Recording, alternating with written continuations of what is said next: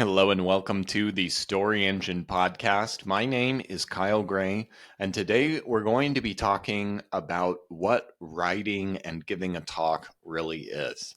It's not just an act of marketing or sales, but I believe it is one of the most powerful, transformative acts that you can embark on. And I want to share a story of my transformation to the stage that deeply impacted and helped me in this process. This starts many years ago when I was 22 years old. At this time, I had no idea what I wanted to do with my life. I remember writing a paper in one of my college classes, actually lamenting and being frustrated at this. I can remember somebody to my left being a pre law student, somebody to my right being a pre med student, and they all seemed to have it figured out except for me. I had no idea what I wanted to do, except for I wanted to travel and experience the world. And I certainly found my way to do that. I ended up spending about 2 years in South America during some of my undergrad and right after my undergraduate career. At 22 years old, like many young men, I felt invincible in so many different ways. And halfway through my 6 months in Cuzco, I took a trip down to the Amazon. I can remember on one of my first days there going through a tour through the jungle and having the guide take us to this incredible Amazonian lake. It was this beautiful, wide open view, and there were caiman swimming in the water. And there was this most incredible, attractive rope swing sitting there waiting for me. It was absolutely irresistible. I set up my camera on the shore to capture me swinging into this incredible lake. It was a photo opportunity that could not be missed. I ran up, swung out, and did a terrible, poorly executed backflip into the water and splashed down. It felt like pure, dumb joy. But a few days later, everything changed. As I was driving back up to the mountains of Cuzco from the Amazon, I started getting violently sick on the bus ride. It wasn't just a bad food kind of sick, it was a violent sickness. I couldn't keep any kind of water down. It was one of the most miserable bus rides of my life, and as soon as I got home, a couple of Pepto Bismols and all of the anti nausea things at home couldn't work for me. I was feeling so sick that I begged my roommate at the time to take me to the clinic. There, with a green face, exhausted, uh, everything, the doctors took me in, ran a few tests, and gave me an injection. And as soon as I received the shot, I finally passed out from the exhaustion. I can remember waking up maybe an hour or two later, and they handed me a Gatorade and sent me on my way. I read on a piece of paper that I had got something called Giardia. Giardia is probably one of the worst sicknesses I have gotten in my life, and it didn't really stop there. Over time, I thought it was just an inconvenience, something I could bounce back from, but the sickness didn't just go away. Although I didn't really notice it at the time or understand what was happening, it would trigger a cascade of health issues that would take over my life for years. A few months after this happened, I was living in Brazil and I was experiencing huge waves of anxiety. I felt like everything was falling apart, but I didn't know how or why. And I would just end up mad at myself for being so weak or being so flustered about nothing. Further on down the line, I would get joint pain, particularly in my jaw. There was a time where I felt like just even talking too much, the amount of talking that it would take to record this episode would cause my jaw to fall off my face. There was a clicking every time I opened it a little bit too wide, and sometimes it would lock in places. I got afraid to eat things that were too hard, like almonds, or a sandwich that was too big. Things would become painful in my wrists, or my elbows, or my back. And every time I figured out a solution to one of these problems, three more would crop up. It felt like I was fighting the Hydra from the Greek mythology Hercules. I lost faith in my body. I lost hope in my future. I lost trust in myself. I felt ashamed. frustrated beyond words. And I kept pushing forward because that's what high achievers do. But inside, I felt like I was falling apart in so many different ways. Over the course of a few years, I would discover that uh, at the root of this was poor gut health and something called Hashimoto's disease, a autoimmune condition of the thyroid. And I can remember being very frustrated and feeling very stuck with this condition and not knowing a way out. I remember one of my first life coaches ever suggesting to me that maybe this is my superpower. And I can remember laughing at him, thinking that was the dumbest thing I've ever heard and wanting to hang up the call immediately. What I didn't know at the time was that he was much more right than I ever could have imagined. As my health was declining, despite all of this and with my grit and persistence, my career continued to grow. I became known as a great copywriter, a great storyteller, and was helping facilitate workshops for speakers who wanted to position themselves as great speakers and authorities. At one of these workshops, I found myself in a room filled with health and wellness experts. And for the first time, opportunities and possibilities presented themselves to me that I had never imagined before. These were people who had different ideas, different perspectives, alternatives to the mainstream ideas, and especially my mainstream idea, which was I was going to be stuck like with this pain and this discomfort and this problem forever. I can remember sitting down next to one woman who said that she helps people with autoimmune conditions and gut health. And for the first time, I got a glimpse that my story might not just be a curse. Nearly 1 year later, I was speaking on the stage, telling the story of my health journey to health and wellness experts who had a difficult time connecting with their clients. They didn't understand how they thought because they were so deeply immersed in the science and the specialization of what they talked that they forgot how to really connect with the emotional experience. And what I had gone through, combined with my abilities in copywriting and storytelling, made me a perfect fit and a perfect bridge for these experts to help them get their message out. Not only did this help me set myself apart in my business, but it connected me with people who could help me in my health.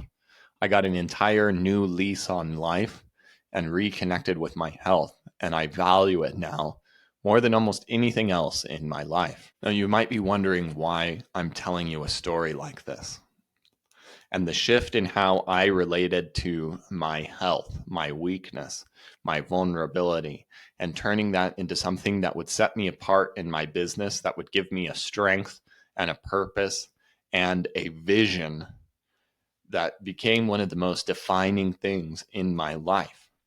The thing that I thought was a curse had become my superpower. It had become my greatest treasure and my greatest advantage. And the process of crafting a talk around these ideas was the core fulcrum of that transformation. It wasn't simply how I related to myself, but preparing to relate these stories on stage to others changed how I related to myself, changed how I expressed my vision and who I was. And when you commit to crafting a real talk, it's not just about organizing ideas, coming up with fancy slides and titles and powerful teaching points. It's about confronting who you are, clarifying what you believe, and choosing to be seen differently. First by yourself, and then by your audience. Most people think that writing a talk is simply laying out as much good information as possible, showing what you know so you can prove your value to your audience. But it is an internal and external transformative act to wrestle with your story, your vision, your message, to cut through the noise of your own mind and refine your ideas into something that can get somebody to move and make a decision and make a choice in as little as 30 minutes. Sometimes some of the biggest and most important decisions and choices of their life really means that you need to distill your brilliance in a way that few other things can really challenge you to do. It makes you sharper, clearer, braver. And just like the case was with me, when you write a talk, you're not just learning or figuring out how to speak better. You learn how to relate to yourself differently. When you take the stories and the moments that you once thought were curses and challenges in your life, that you were once thought were the things that you would be ashamed of, that you would never want to share from the stage, instead you want to share your polished achievements. But the vulnerability that you can present mixed with strategy and purpose changes how you relate to those moments. And I've seen this happen in my own life and with the life of many of the clients that I work with. When we can find those moments that are once infused with shame and weakness, and then transform how we relate to them, show them that these are now our moments that we can relate to our audience, that we can show up in service, that we can help others with that same pain and problem transform their own lives. It becomes something that we never thought we would share into something that we are excited and proud to share about ourselves. It takes what is once a burden on our hearts and our minds and our souls and turns it into rocket fuel before we ever get on stage, before we ever share this with anyone. And oftentimes, underneath these exact moments is the real essence of our vision, the real essence of why we got into the work we do in the first place. As we grow in our success throughout the entrepreneurial journey, we lose touch with that because we create so much work for ourselves and so much distraction actually managing the success we create. So if you've ever felt like you are speaking and sharing ideas that are exciting to you, but people aren't moving, like you're saying all of the right things, but it's failing and you're not sure why, it's not because you're not good enough. It's not because you're not smart enough. You don't need better ideas, but you're trying to teach your audience without transforming yourself first. And crafting a great talk requires you to step through the fire of your own moments, of your own soul first. And if it feels hard, it's because it's supposed to. Now, I'm not going to lie to you. Crafting a real talk, a great signature talk that actually moves people to action is not easy. It forces you to slow down, think differently, and be more honest with yourself and then your audience than you usually ever have to be. And that's why so many experts avoid it. It's not because they're lazy, but the real self-reflection that's required in this is hard work, combined with the daily demands of managing and running a business mean that it's almost impossible to sit in and endure and do the work on this own and do the work on your own because it doesn't feel good and there's probably 1,000 other fires that you need to be putting out in your business at any given time. And so there's never seems to be enough time to actually sit with these things. And this isn't just about the story that you tell or being vulnerable on stage. It's also about how you teach.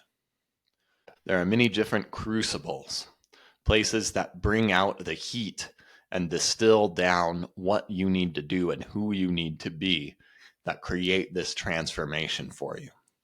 First is the compression crucible. You have to take your big ideas that have many different pathways, winding things that are exciting and profound to you, and distill them into small windows of time. How can you take 10 years of experience and put it into a simple idea that can take 10 minutes to explain? And you have to make every single word count. Second is the clarity crucible. A lot of times, our ideas and our experience, though they feel clear in our own minds, aren't really as clear as we think. And it's not a failure. It's just the act of writing out your own words and wrestling with them and clarifying them, and not just thinking about them in your own context of understanding, but taking them and transforming them into something that your audience can relate to and land with. I feel this very deeply in the process of writing my books as well. The ideas before I wrote the books were not as clear. They weren't ready. They weren't as refined as when the books were done. But the process of writing them out and wrestling through line by line and then reviewing and editing and refining made the ideas stronger. The process of writing a book made me an author. And just like the process of writing a speech makes you a speaker, and the clarity combined with the compression that I mentioned earlier is going to test the limits of your ideas. And finally, number 3, the courage crucible. You're going to face your own biggest critic when being confronted with the opportunities to get on stage in front of your ideal clients, to spend thousands of dollars to sponsor a talk. Your doubts, your fears about being judged or misunderstood, about failing, about not connecting, are all going to bubble up to the surface and test you. And crafting a real talk, a signature talk, will force you to stand in your own story, not behind it. Now, I'm not going to lie to you. You can skip all of this work. You can avoid this and create a talk that will maybe even work okay. But it's not the kind of talk that will be defining for your business, that will be transformative for who you are and what you are doing. It's not the thing that will truly get to move a room in the way that you have always wanted it to. And there are many experts and speakers out there who are happy to have C- results by just sharing their teaching ideas and what they know and being satisfied within that. But there is such a greater level of depth and power that's available to you if you can access this deeper understanding of creating a great talk. It's difficult to do all of this on your own because we're so immersed in our own thoughts and our own emotions and our own judgments that a lot of times the stories that would be best for us to share don't even come up in our minds because we've repressed them, or we think what's valuable is so different than actually what's needed in our talk. Now, if you're feeling uncomfortable when you sit down to craft your talk, to share your story, that's a good sign. It means you're getting closer to the work that matters. It means you're not just creating another piece of content. You're building a mirror, a tool, a legacy. Now, you might think this process is just about crafting a better talk, about having better marketing and sales processes to bring in more clients. And that's certainly one of the most obvious and clearest places that this works. But this is sharpening your leadership and reconnecting you with the heart of your work. If you can share your vision in a way that moves an audience from the stage, it's going to change how you relate to yourself, the decisions that you make as a visionary, as a leader of your business. It's going to change how you relate to your team, how you strategize the rest of your content. It's going to become a source of fuel for you and inspiration as you continue to grow and navigate the challenges that and uncertainty that are absolutely inherent and natural in being an entrepreneur, in being a visionary. It's what you're supposed to be doing. And your story and your talk and your message are going to help be your compass through the many different decisions and choices that you will make along the way. The clearer you get for what you stand for, the problems that you're here to solve, will help you become the master of this process. You're going to stop running on autopilot and just putting out the fires and remember why you started this journey in the first place. You're going to reconnect with the parts of you that move and inspire, not just execute and achieve. Because all of the experts that I've ever worked with, while they do want revenue and profit, that's not the only thing that they want. They want meaning. They want their work to matter. They want to leave this world better within the vision that they have created. At least these are the people that inspire me and I want to work with. They want to be remembered for what they changed, not just what they accomplished. And the truth is, this doesn't happen by accident. And this doesn't happen without thinking and clarifying and challenging your thoughts and your ideas and your stories. When you are willing to tell the truth of who you are and what you believe. You're not just a speaker. You're not just a teacher. You are a messenger. You are a builder and a transformer of beliefs. And when you claim that and take ownership of that within the process of speaking, it's going to change everything about how you lead, how you grow, how you serve your audience. And it changed how I saw myself forever. When I stood on the stage and shared the story of my health struggles, the thing that I thought would ruin my life, I felt terrified to share the weakness and the frustration that I had felt for so many years, to show the places where I felt I had fallen apart. But what I learned is that our power is not pretending to be perfect. And what I learned from that process is our great power is not in pretending to be perfect, but in telling the truth of who we are. And every time I shared that truth, I did not just connect with my audience, I connected more deeply with myself. And you have stories like that too. They might not be immediately obvious, or they might be.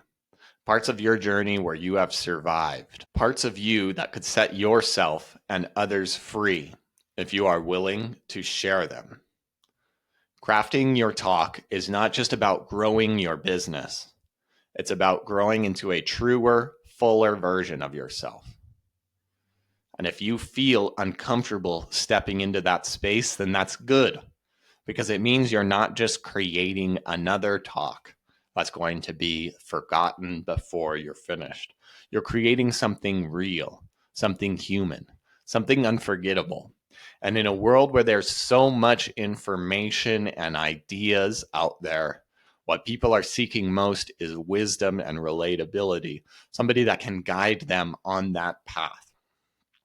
And this is done through everything that we have talked about today. So wherever you are on your speaking journey, remember that your talk is not just about your expertise. It's about sharing your heart and your humanity. And the deeper that you are willing to go in this process, the more you're going to move a room and magnetize your ideal clients who are ready for the transformation that you create. I hope that you have enjoyed today's episode. Please share this with one other person that could use this, as this is how the podcast grows. Please subscribe to this wherever you listen to your podcasts, or like and subscribe on YouTube. Thank you so much for listening to the Story Engine podcast, and we'll see you next time.